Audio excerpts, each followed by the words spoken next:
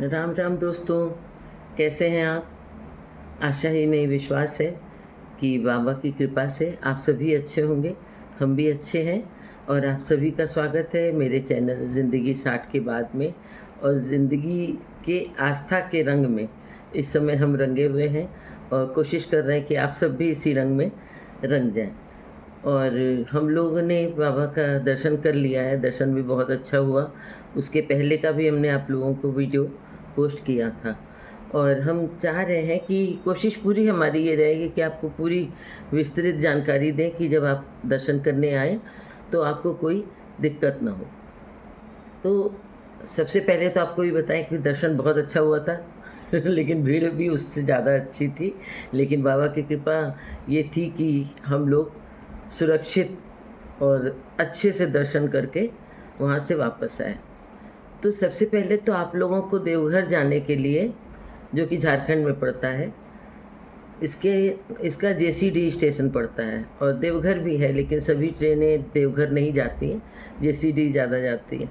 और जेसीडी और देवघर में बस 8 साढ़े 8 किलोमीटर का डिस्टेंस है, तो डिस्टेंस कोई ज़्यादा नहीं है। हम लोग जेसीडी आए बनारस से और जेसीडी स्टेशन के पास ही कई होटल हैं, अच्छे-अच्छे होटल हैं, तो उसी में हम लोग रुक गए।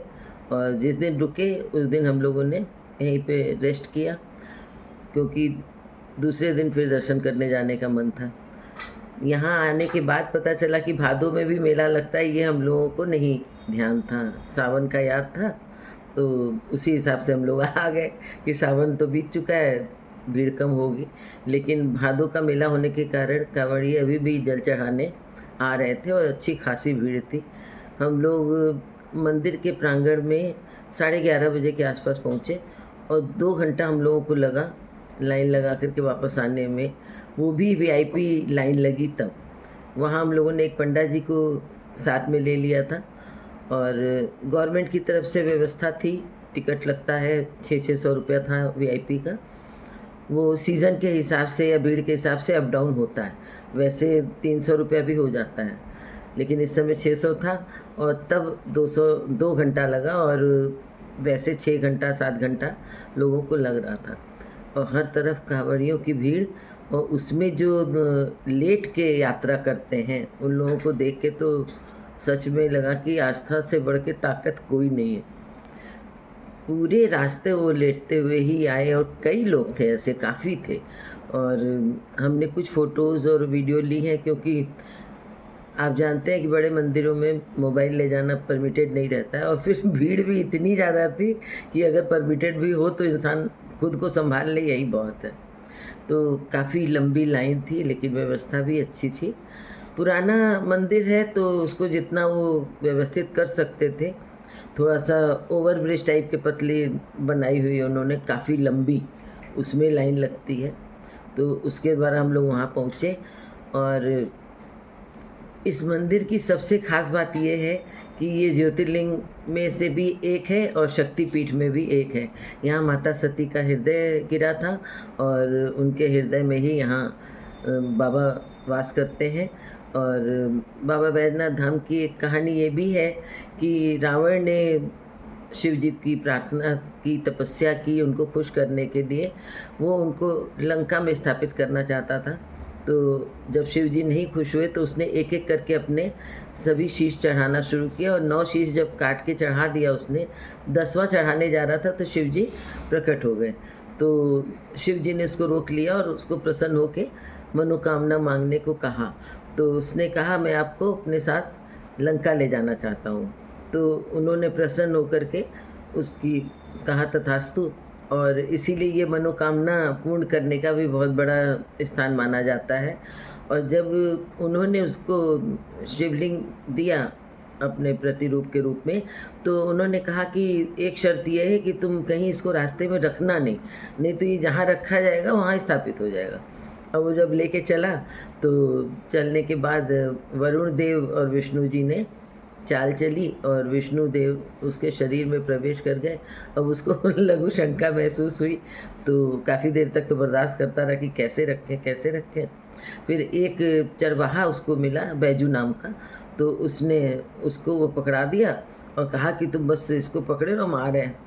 अब वो जब चला गया तो वरुण देव उसके शरीर में थे, तो वो वहाँ से उठ ही नहीं पा रहा था। अब वो लड़का जो है थक के उसने वहीं पे रख दिया, वो वहीं स्थापित हो गया। रावण ने बहुत कोशिश की लेकिन वो उसको नहीं उठा पाया वहाँ से। और इसने बैजू नाम था चरवाहे का, कुछ लोग कहते हैं उस पर भी नाम पड़ा है, बैजनाथ जो बोलते हैं, क्योंकि बैजनाथ और वैद्यनाथ दो नाम यहाँ का प्रचलित है। और वैद्यनाथ नाम के पीछे एक ये कहानी है कि जब उसने अपने शीश चढ़ाए और बाबा प्रसन्न होकर प्रकट हो गए, तो उन्होंने एक वैद्य के रूप में उसके सभी शीशों को वापस जोड़ा और उसको उस तकलीफ़ से मुक्त किया। तो यहाँ वैद्यनाथ भी माना जाता है नाम। और कहा जाता है कि जो लोग यहाँ अपने इलाज की कामना से आते हैं या तबीयत खराब है, स्वास्थ्य की कामना से आते हैं, तो उनकी मनोकामना भी ज़रूर पूर्ण होती है। और माता सती का हृदय यहाँ गिरा था, तो उनका भी मंदिर है। और एक ही प्रांगण में थोड़ी सी दूरी, मतलब थोड़ी सी दूरी क्या, मतलब कुछ कदम की दूरी है, दोनों मंदिर हैं। और यहाँ पर पति पत्नी की गठजोड़े की पूजा का बहुत ज़्यादा मान है। तो पंडित जी संकल्प कराते हैं और गठबंधन आपके नाम का जो है वहाँ उस मंदिर से, शिव मंदिर से सती के मंदिर तक बांधा जाता है। और वो गठबंधन आप पति पत्नी पकड़ के दूसरे मंदिर तक ले जाते हैं। तो बहुत ही अच्छा और एक इमोशनल मोमेंट भी रहता है वो। और ये काम वहाँ पे लगभग सभी पति पत्नी करते हैं कि उनकी जोड़ी भी शिव और शक्ति की तरह से हमेशा के लिए बनी रहे और जन्म जन्म का साथ हो। और जैसे शिव जी के ऊपर शक्ति जी अपना राज करती हैं वैसे ही दोनों का राज एक दूसरे के ऊपर रहे। तो ये जो जानकारी हमको थी ये हमने आपको दी। और अंदर फ़ोटो नहीं खींच सकते इसलिए ज़्यादा फ़ोटो वगैरह नहीं हो पाई, लेकिन कुछ हमने फ़ोटोज़ ली थी, वो आप सबको देंगे, आप उसको देखिएगा। और मेरी तो इसको पोस्ट करने के पीछे यही इच्छा रहती है कि आप लोगों के भी मन में इच्छा जागे और देखने जाइए। तो कोई अगर दिक्कत हो तो उसको हम सॉल्व कर सकें, और अगर कोई जानकारी लेना चाहे तो वो भी हमसे पूछ सकता है। तो मेरी तो वहाँ जा कर के बहुत अच्छा दर्शन हुआ, बहुत बढ़िया। लेकिन पंडा लेना आपको बहुत ज़रूरी है, क्योंकि भीड़ इतनी ज़्यादा थी और वैसे भी भीड़ रहती है। और मंदिर पुराने तरह का है तो गेट छोटा वाला है अभी, तो उसी में जाना आना दोनों है। और वीआईपी लाइन, नॉर्मल लाइन जितनी है, जनरल वगैरह सब, जैसे कई नदियाँ मिलके सागर में समाहित होती वैसे ही सब एक गेट पे आकर के मिल जाते हैं। और उसके बाद बहुत ज़्यादा भीड़ हो जाती है और लोड इतना ज़्यादा हो जाता है कि लाखों की संख्या रहती है। 50,000 तो रहते ही रहते हैं अधिकतर रूटीन में भी। तो जो पुलिस रहती है वो भी नहीं संभाल पाती है, थोड़ा धक्का मुक्की भी होती है, तो उसमें बहुत संभालने की ज़रूरत थी।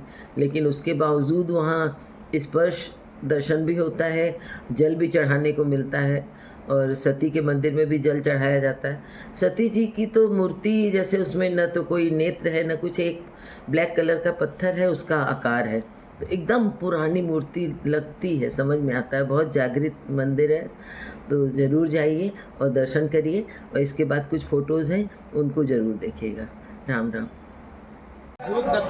दोस्तों, हम लोग देवघर मंदिर बाबा बैद्यनाथ पहुंच गए हैं और बस अब जाएंगे, देखते हैं कहाँ क्या लाइन लगती है। बहुत बढ़िया माहौल है, सच में किसी मंदिर के पास आप पहुंच जाइए तो लगता है कि सब कुछ जैसे लगता है धर्ममय हो गया हो।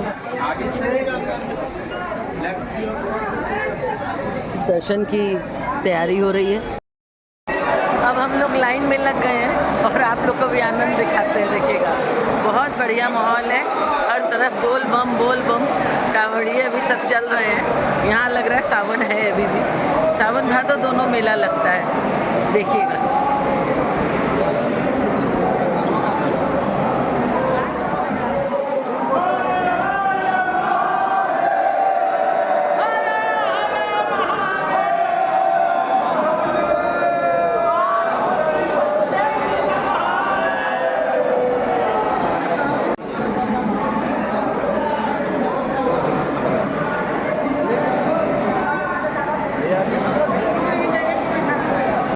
देखिए यहाँ बाबा और सती के मंदिर के बीच में गठबंधन है और यहाँ त्रिशूल नहीं रहता है मंदिर के ऊपर, ये पंचशूल है, ध्यान दीजिएगा।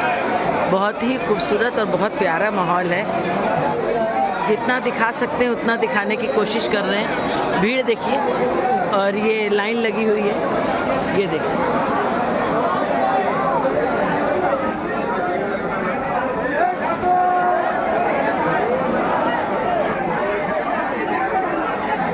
हर तरफ केसरिया रंग दिखाई दे रहा है, बहुत सुंदर माहौल है।